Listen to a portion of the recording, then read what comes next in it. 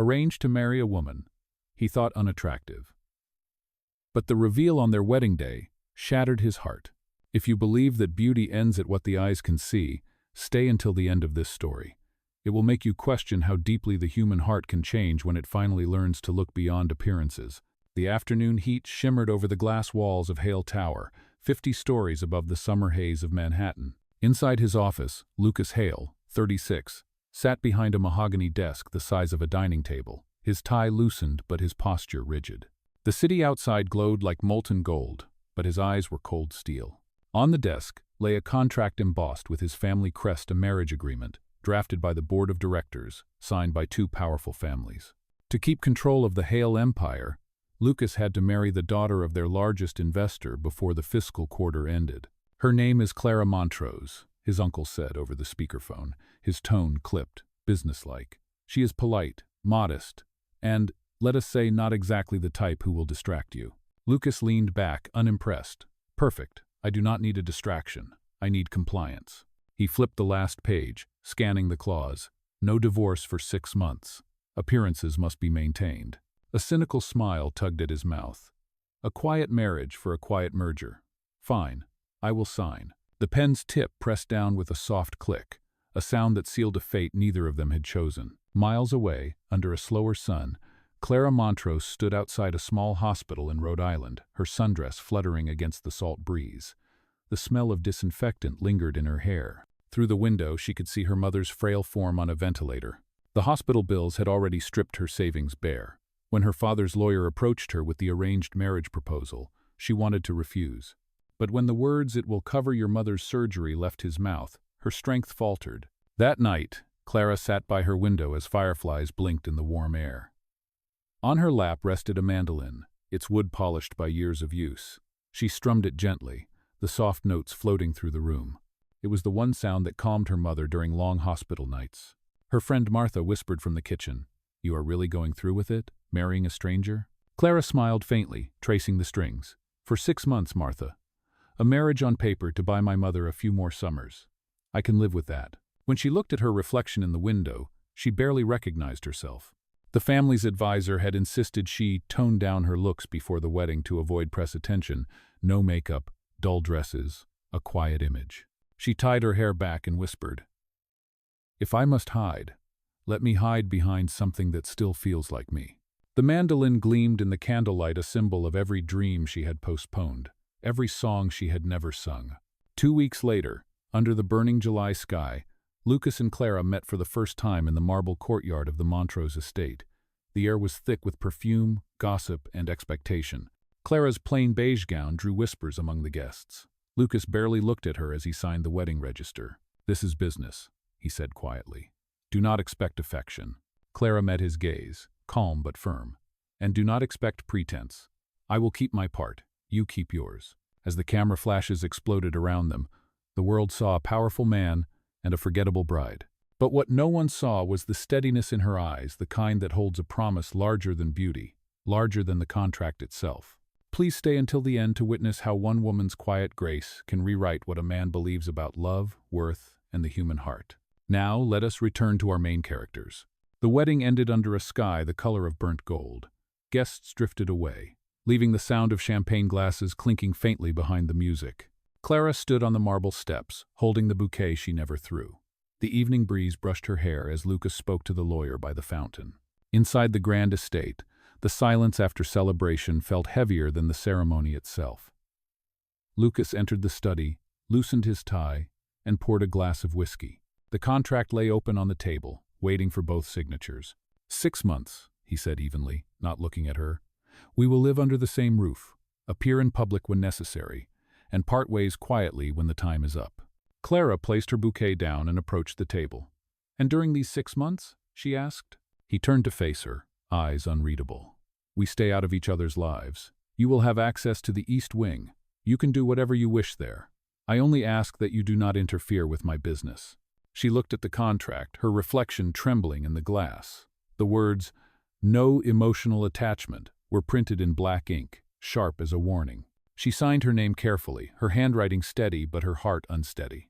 Lucas took the pen after her. The Mont Blanc clicked again, sealing another layer of silence between them. That night, the staff escorted Clara to her new quarters. The east wing smelled faintly of cedar and dust, untouched for years. The ocean's hum came through the open window.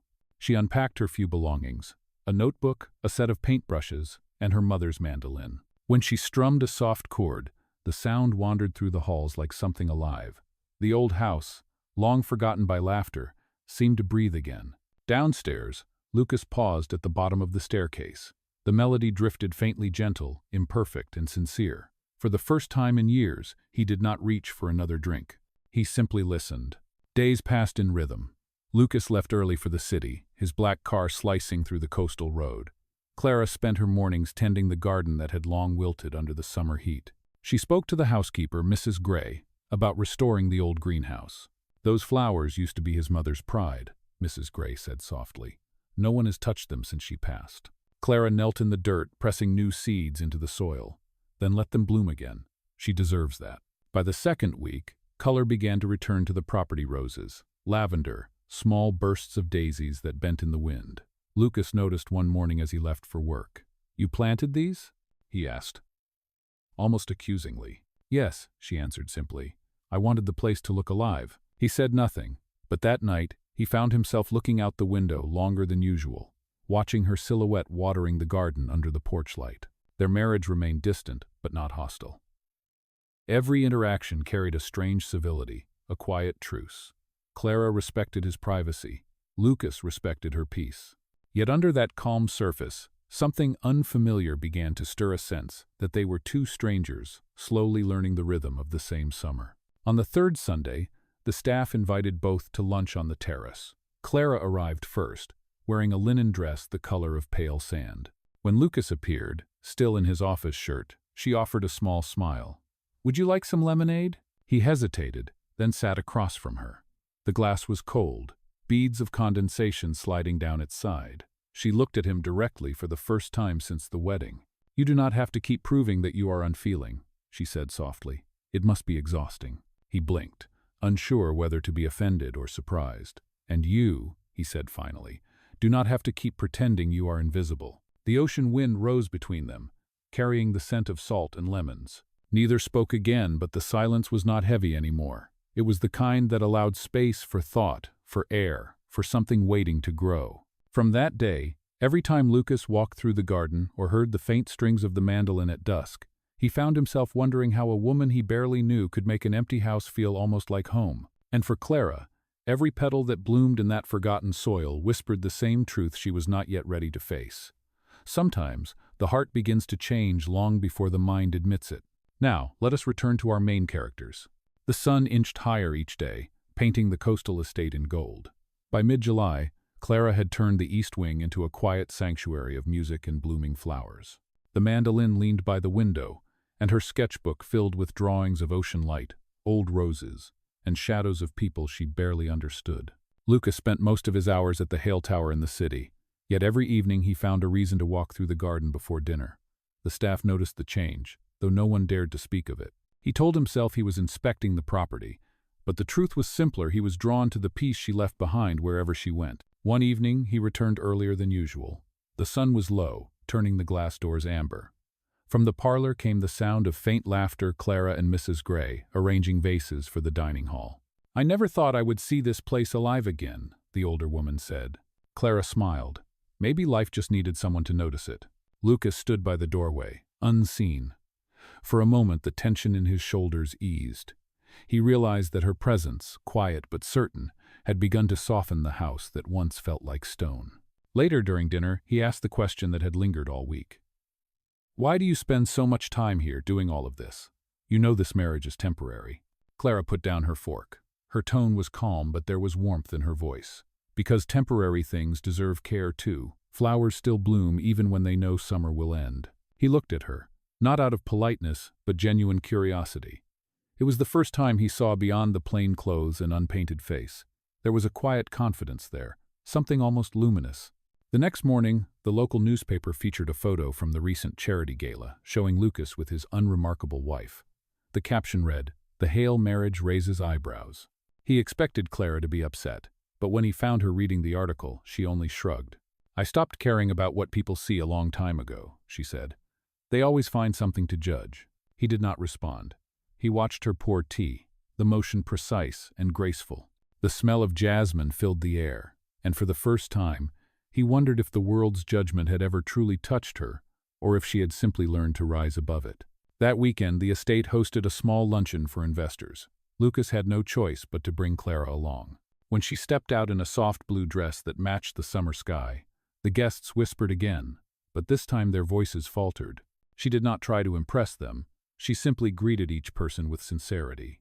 An older investor's wife leaned over to Lucas and said, "She has the kind of beauty that makes people quiet." He said nothing, but her words followed him for days. That night, Clara sat by the window, painting by candlelight. Lucas entered the room quietly. The canvas showed the garden at dawn, the light imperfect, human, alive. "You paint?" he asked. "Only what I wish to remember," she answered. "Memories fade, but colors stay." He studied the brushstrokes, delicate and steady. "You could sell these. People would pay well." She shook her head. "They are not for sale. They are prayers, not products." Something in her tone unsettled him in a way that did not hurt but humbled.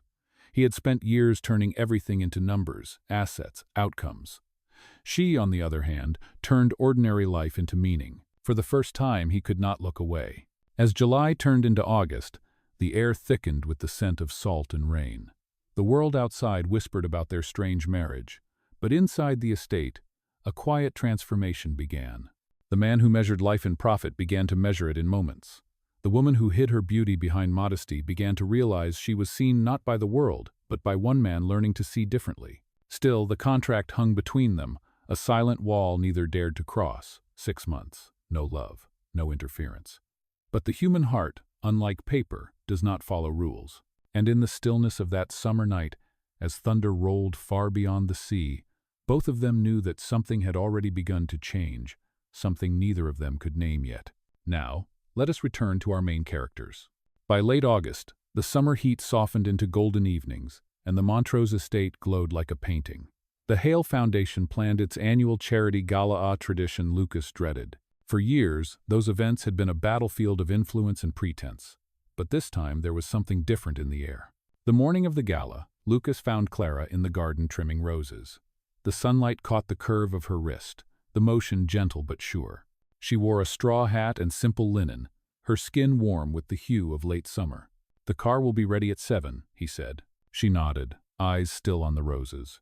"Do you want me to look like the woman they expect to see?" He hesitated. "Be yourself." When evening came, the ballroom at the Seaside Grand Hotel shimmered with chandeliers. Guests in tailored suits and sequined gowns moved like waves beneath the music. Lucas arrived first, greeting investors with the familiar tone of calculated charm.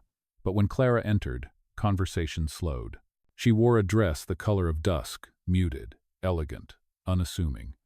Yet somehow every light in the room seemed to bend toward her. The whispers began, as always, but they did not sting this time. At their table, one of the board members' wives leaned close and said with a practiced smile, "My dear, you are braver than I would be. I could never walk into a room like this dressed so plainly." Clara smiled back, calm and luminous. "I think confidence is the best dress we can own." The woman blinked, caught off guard. Across the table, Lucas hid a small smile behind his glass of water. As the night unfolded, he watched Clara move through the crowd, speaking with quiet grace, listening more than she talked. Her kindness disarmed people. Even those who came to mock her left the conversation softer than before. During the charity auction, a guest offered a snide remark. "Mr. Hale, perhaps your wife would like to bid on a beauty retreat. I hear they work miracles." The laughter that followed was cruel and shallow. Lucas rose slowly, voice steady but cold. "The only miracle here is how easily people confuse manners with class." The room fell silent. Clara's eyes widened slightly, not in embarrassment but in gratitude. She placed a hand on his arm, a gentle gesture that said more than words. Later, they slipped out onto the balcony overlooking the ocean. The night smelled of salt and jasmine. Waves struck the rocks below with a soft, rhythmic pulse. "You did not have to defend me," she said quietly. "I did not defend you," he replied. "I defended what I should have seen sooner." For a long moment they stood in silence, the sound of the sea filling the space between them. The orchestra played faintly inside, the notes carrying through the open doors. "Tell me," he said finally, "if this were not an arrangement, what would you be doing right now?" Clara looked toward the horizon. I would be running a small art school for children who cannot hear music but can still feel it. My students say colors have sound. I believe them. Lucas watched her face lit by moonlight, realizing she was describing something he had never understood: beauty without performance, purpose without reward. You could still do that, he said. She shook her head softly.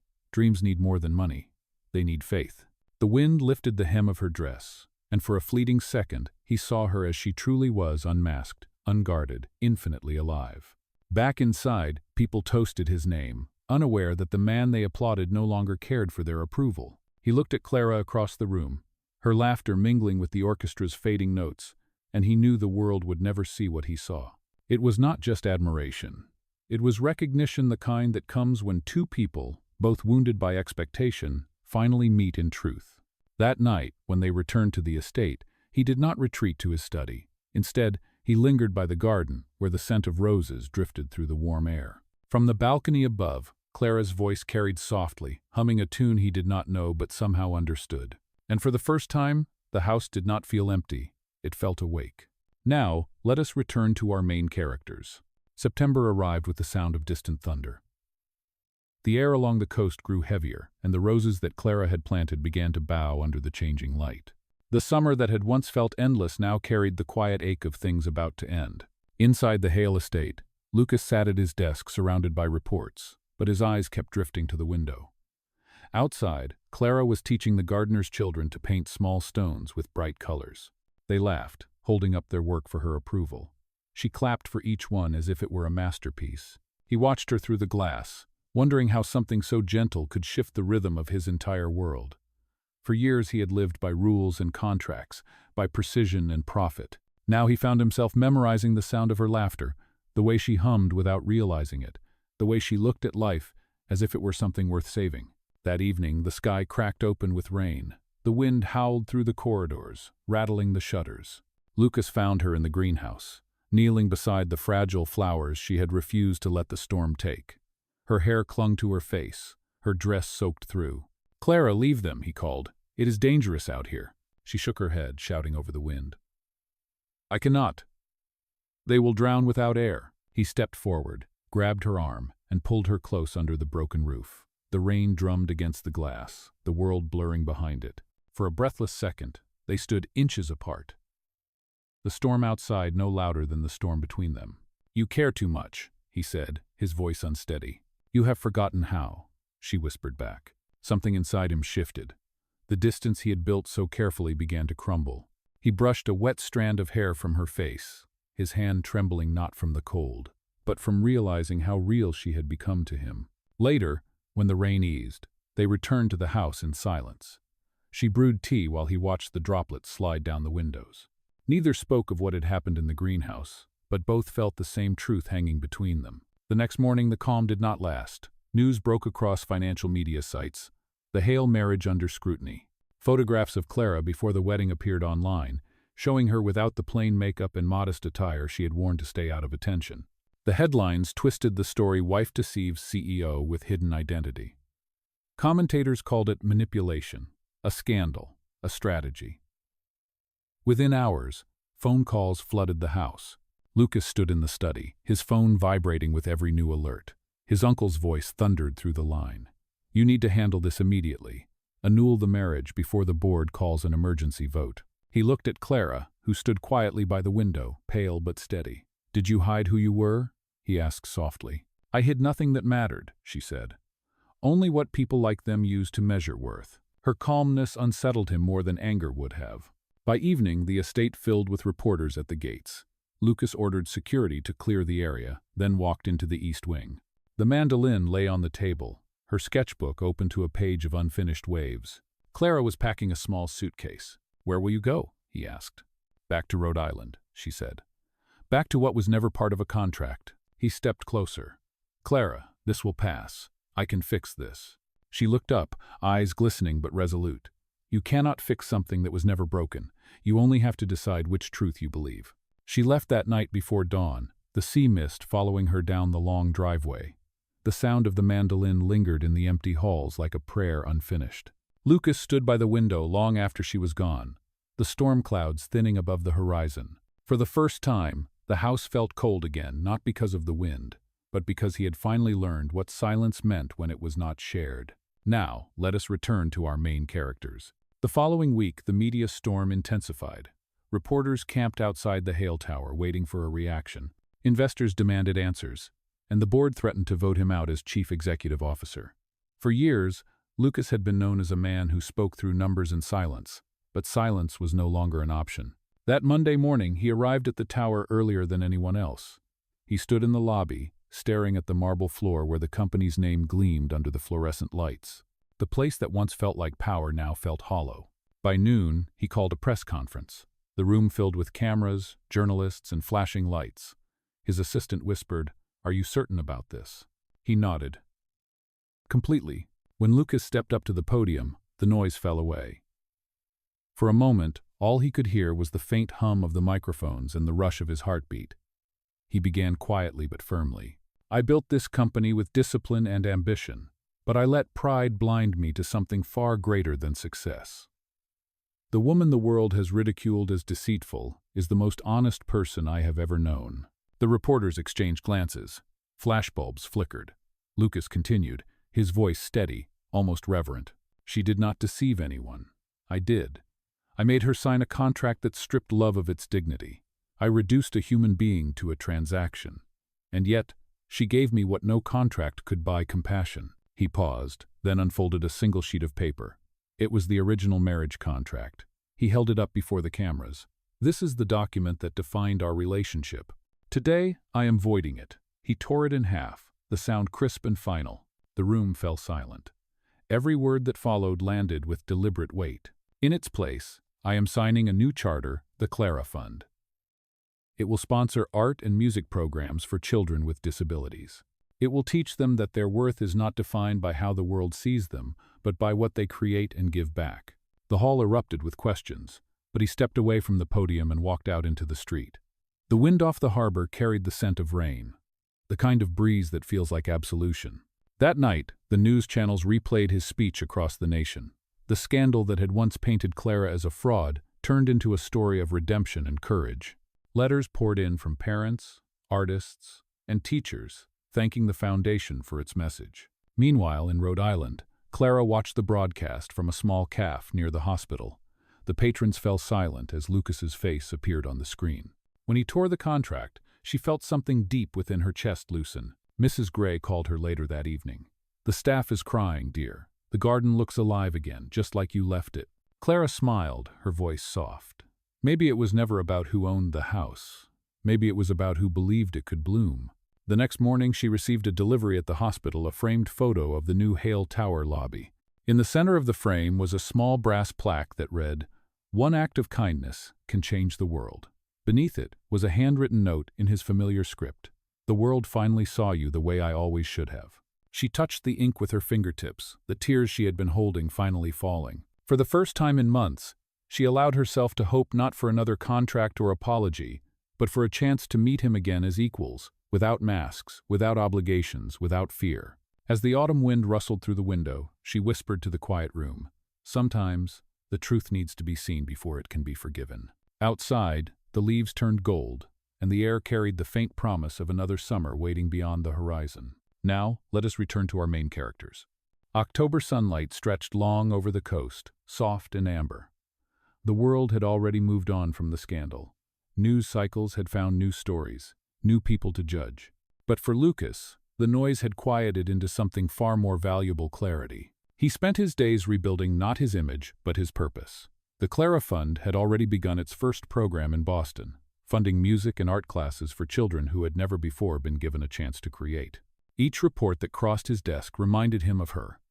Every sketch drawn by a child, every note of music that trembled through a once silent room. Still, he had not seen Clara since Rhode Island. Months had passed since that evening at the hospital. Letters he sent were returned unopened. Calls went unanswered. He did not blame her. He had broken something sacred. But the heart, once awakened, refuses to return to sleep. When autumn turned the coastline gold, Lucas decided to go back to the one place that had first felt like home, not because of its grandeur, but because she had filled it with life. The Hale estate stood quiet when he arrived. The garden, though slightly overgrown, still carried traces of her touch. The fountain glimmered with fallen leaves. The roses had thinned, yet a few still bloomed defiantly against the chill. He walked toward the greenhouse, the glass panes fogged with the morning mist. Inside, he found the mandolin resting on a bench, a thin layer of dust softening its shine. Next to it lay a sealed envelope. His name was written on it in her careful handwriting. He opened it with trembling hands. "Dear Lucas, if you are reading this, it means you have finally learned that love cannot be measured by control or fear. The world may always judge us by appearances, but the heart sees truth in the quietest ways. Do not search for me in the past. Search for me in the kindness you give others. That is where I will be. Clara." He closed his eyes, her words sinking deep. Outside, the wind shifted through the trees, carrying the faint sound of music. For a second, he thought he imagined it the familiar tune she used to play. But when he stepped out of the greenhouse, the melody grew clearer. At the far end of the garden, beneath the willow tree, stood a small group of children holding art kits. Clara was there, helping them mix colors under the dappled light. When she saw him, she froze, then smiled softly. "You found the letter," she said. He nodded, speechless. "You came back." "I never left," she replied. "The foundation invited me to lead this program. I wanted to see what your promise would become." He stepped closer, his voice quiet. "I kept every word of it, but it was never mine alone. It was ours." For a long moment, they simply stood there among the late-blooming flowers. Two people who had once built walls of duty now standing in the open air of forgiveness. One of the children tugged at Clara's sleeve. "Miss Clara, can Mr. Hale help us paint?" She smiled, handing Lucas a brush. He could use a little color in his life. He laughed, the sound light and unguarded. Together, they knelt beside the children, dipping brushes into bright hues of blue and gold. The canvas filled slowly with shapes of sunlight, seashells, and open skies. When the last child ran off to show their painting, Lucas looked at her and said, "I do not want this to be another ending." "It does not have to be," Clara whispered. "Some stories are meant to continue, one act of kindness at a time." The sun slipped lower, casting long shadows across the garden. The same house that once echoed with emptiness now breathed with life again. And in that stillness, surrounded by color and laughter, Lucas realized the truth. Love was never something to win or lose. It was something to nurture, like the flowers she had planted that first summer. Now, let us return to our main characters. By the time winter light touched the coast, the Hale estate had transformed into something unrecognizable. The once silent halls were now filled with children's laughter, paintbrushes, and music. The Clara Fund's first art retreat had begun, turning the grand house into a sanctuary of learning and hope. Lucas walked through the garden each morning, passing the flowers she had planted.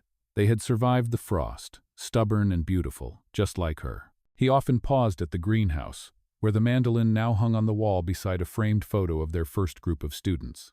Underneath it, a plaque read, "To the woman who taught us that kindness is not weakness, but strength." One evening, as the winter sun melted into the ocean, Clara stood by the porch steps holding 2 cups of hot tea.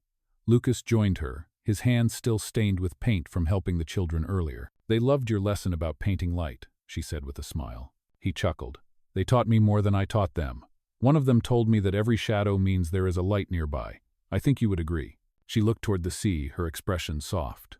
"I would. Because that is what we were, 2 shadows learning to share the same light." The air was cool, but it carried the warmth of something familiar. The same summer breeze that had once wrapped them in misunderstanding now wove around them with quiet peace. Lucas reached into his coat pocket and pulled out the Mont Blanc pen.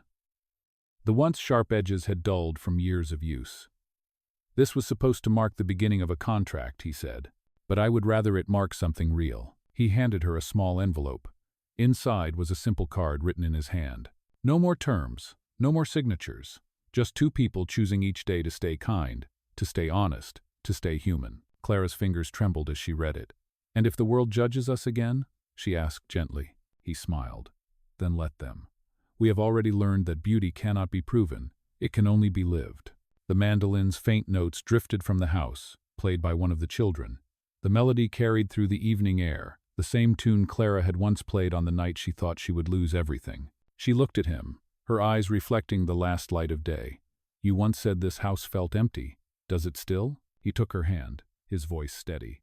"Not anymore. It feels alive, because you taught it how to breathe again." They stood there as the first stars appeared, the ocean whispering against the rocks below. Around them, the children's laughter echoed like music, and the scent of blooming jasmine filled the night. In that moment, there was no contract, no scandal, no fear. Only the quiet truth that had taken them a lifetime to learn. That love, real love, does not demand perfection. It simply asks for presence. As the scene faded into the soft hum of waves and wind, Clara whispered, "Every summer ends, but kindness never does."